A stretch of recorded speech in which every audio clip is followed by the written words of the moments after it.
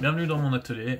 Aujourd'hui, j'ai envie de vous présenter une vidéo qui va en fait vous expliquer comment monter les cordes sur votre violon.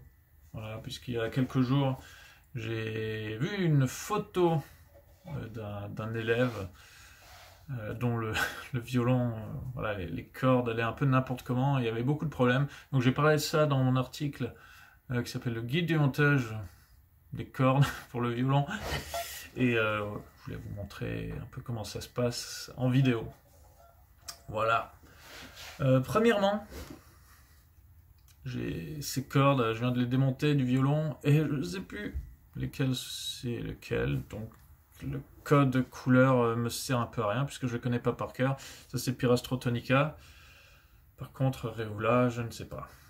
Un petit truc qui va vous servir aussi de temps en temps, j'espère, c'est pour faire la différence entre ces deux cordes, sachant que celle qui va le plus loin dans le cheviller va toujours être plus longue que celle qui est devant, donc la sol sera la plus courte et la sera la plus longue. Je les tiens par l'extrémité, à peu près en face, et je tire dessus, je suis avec mes doigts, et la première qui lâche va être la plus courte, forcément. Et ce sera donc la première à aller dans le chevillet. Dans ce cas, c'est la rose. Et donc, le rose correspond au ré. Pour installer la corde, premièrement, il faut la mettre dans le cordier.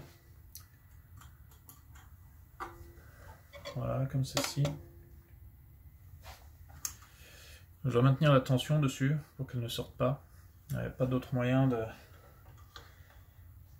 faire ça. Ensuite, je le mets voilà, à sa place. Bon, ça a lâché au cordier, c'est normal. En fait, le mieux, c'est de le faire juste après. Je le positionne. Alors, est-ce qu'on peut voir? Là, ouais, on peut voir à peu près. Elle dépasse juste un peu. Et je mets la tension. En fait, je coince la corde entre mes doigts et je mets la tension tout le temps. Et la corde se bloque. Elle se bloque automatiquement dans la cheville si on met de la tension. Et voilà. Donc à partir de ce moment-là, je peux faire un tour. En fait, je fais un tour. Ça donne déjà un peu plus de maintien.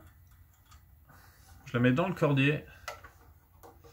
Et ensuite, je peux tourner en la guidant et en fait pour la guider vers la paroi.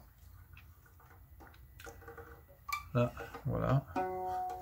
Elle est en place et elle va correctement contre la paroi. Ce qui fait que, en fait, plus on va la tendre, plus elle va faire rentrer la cheville dans le chevillet et donc la bloquer automatiquement.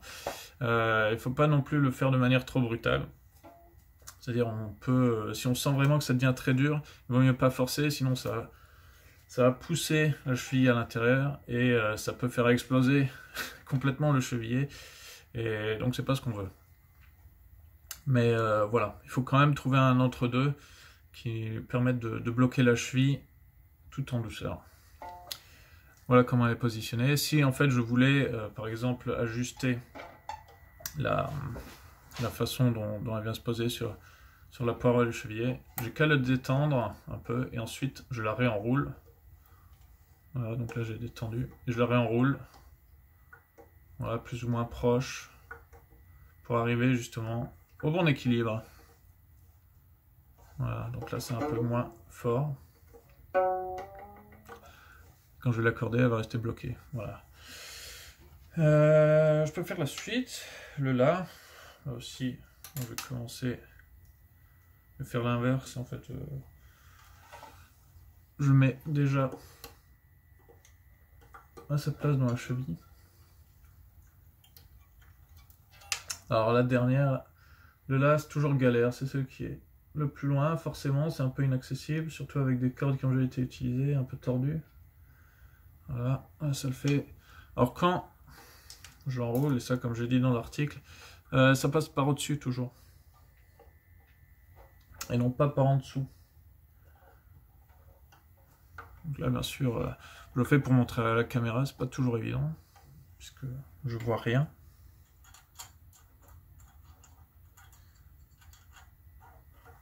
Voilà.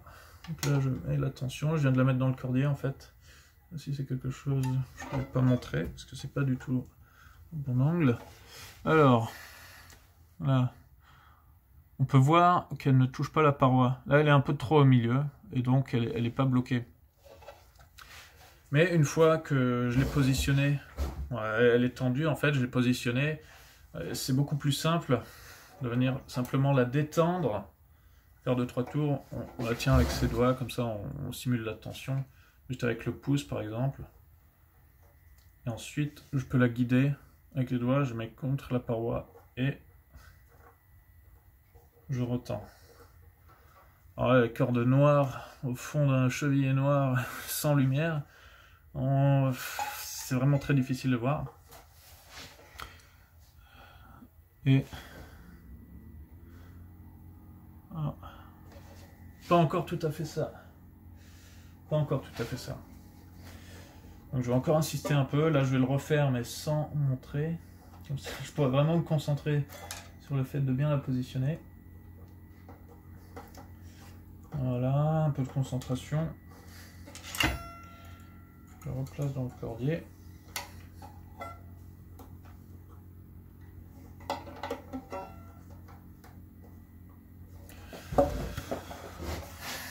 Et là, est-ce qu'on peut voir? Alors la lumière, voilà, là, elle est contre la paroi. Elle se positionne bien. Donc là, elle va se bloquer automatiquement. Et puis, si on voit qu'elle bloque trop ou pas assez, voilà, il faudra jouer en fonction de comment vous le sentez. Donc voilà, pour finir, c'était un petit tour de comment placer les cordes dans le chevillet de manière adéquate. Comme vous voyez, elle passe par au-dessus. On a bien donc Sol, Mi, Ré, La. Et ensuite, voilà, elle s'enroule par le dessus et pas par en dessous. Très bien. Donc j'espère que cette vidéo vous aura plu et qu'elle a été un peu informative. Et puis j'essaie de vous retrouver très bientôt pour une prochaine. Salut!